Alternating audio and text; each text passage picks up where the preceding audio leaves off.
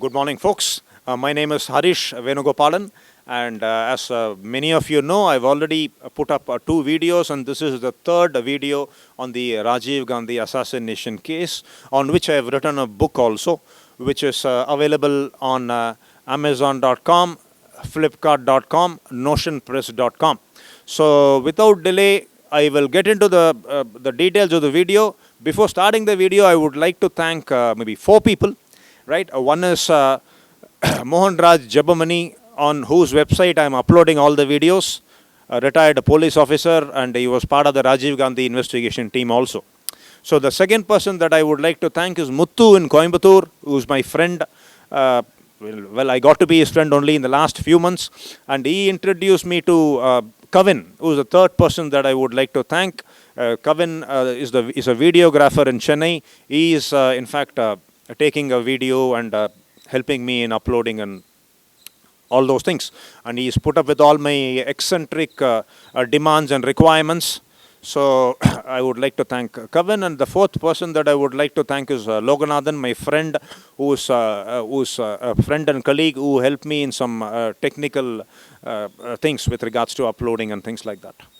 So without any more delay, let me start with the details. So in the video, I'm going to speak about 3 points. The first point is about Karunanidhi. The second point is about Major Ravi. And the third point is about Maragadam Chandrasekhar. Right, Karunanidhi. So when I was, before I speak about Karunanidhi, I will need to mention the murder of Padmanabha, who was the EPRLF leader. EPRLF is a militant organization, was a militant organization similar to the LTTE.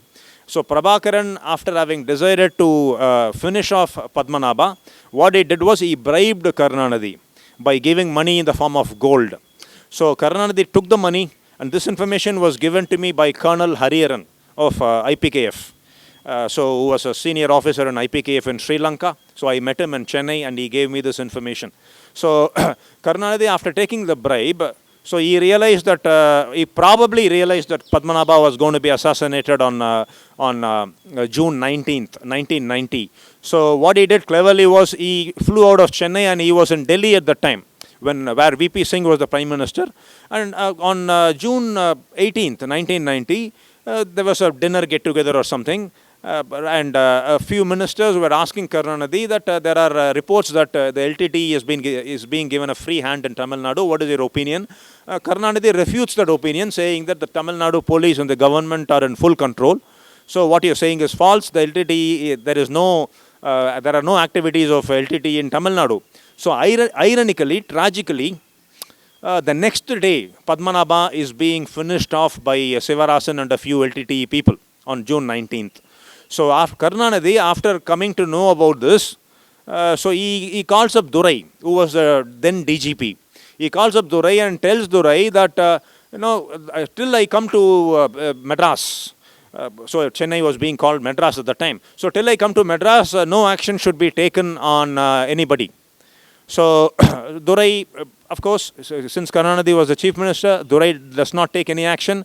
And tragically, after a few months or a year, when the assassination case and the Padmanabha murder case and the Rajiv Gandhi assassination cases are being investigated in full swing, so Durai realizes that he might be arrested, because the Home Secretary under Karunanidhi, Nagaraj, gets arrested because of cooperation or non-cooperation in the Padmanabha case, and Durai realizes that he will be the next target. So, and Durai is one of the honest officials, one of the few honest officials in Tamil Nadu, was one of the few honest officials in Tamil Nadu. So he commits suicide. But the responsibility for his suicide should go to Karunanidhi. There are no two opinions about that, right? And that is the first point. And the second point is about Major Ravi. So Major Ravi was under a commando under NSG, which is the National Security Guards. So once Rajiv Gandhi gets assassinated, once the investigation happens in full swing, a team gets formed to nab Sivarasan, because people realize, the investigation team realizes that Sivarasan has not yet flown out of India, and he probably is in is holed up in India. A team gets formed and Major Ravi is the head of the team. So under him, around 20 to 25 commandos are there. So what Major Ravi does is, so after a few months, there are reports that Sivarasan is in Bangalore. So the people realize that, the team realizes that Sivarasan is in Bangalore. So Ravi comes to Bangalore along with his 20 or 25 commandos. He waits for more information. And finally, information comes in on August 18th at 8:30 p.m. So Ravi is being requested to come to the Jayanagar police station. He is instructed to come to the Jayanagar police station in Bangalore. So after going to Jayanagar, the information gets to him. He gets the information that Sivarasan is in Konanagunde, is in a house in Konanagunde. So immediately Ravi realizes that he will need to attack the house. Because the practice of the LTT militants is that once they come to realize that there is no escape, they try to escape, but once they realize that there is no escape, they bite the cyanide capsule and commit suicide. That is the trademark way of fighting or committing suicide. So Major Ravi realizes that he will need to go on the attack immediately if there are any chances of Sivarasan getting caught. But unfortunately, information goes to Karthikeyan. So, and Karthikeyan, but what he does is he instructs Ravi that the attack should not be done on the Konanagunde house till he comes to Bangalore. Now, he is holed up in Hyderabad. Now, first of all, I do not understand for what joy Karthikeyan was sitting in Hyderabad. He being the head of the SIT team, when he knows that Sivarasan is holed up in Bangalore, why was he sitting in Hyderabad, first of all? That is my first question. The second question is that there is no need for Karthikeyan to come to Bangalore on the field. He is not going to do it. He is not going to help in the attacking. The strategies and tactics are going to be divided by the field officers. Major Ravi is the person in charge. Now, why should he come to Bangalore, and why should he give the instruction, first of all, that the attack should not be done till he comes to Bangalore? And he knows very well that the LTT people will commit suicide. And if Sivarasan commits suicide, or if he dies, the entire plot will go down with him. Who is behind Sivarasan? Who was giving the instructions to Sivarasan? All those facts will remain hidden. And that is the reason why Karthikeyan instructed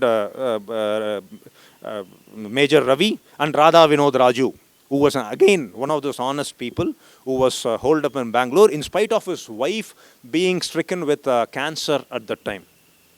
But Karthikeyan gave that instruction, and he told Major Ravi that he will be coming in the morning at 5 p.m. in the first flight, in the first special flight or whatever.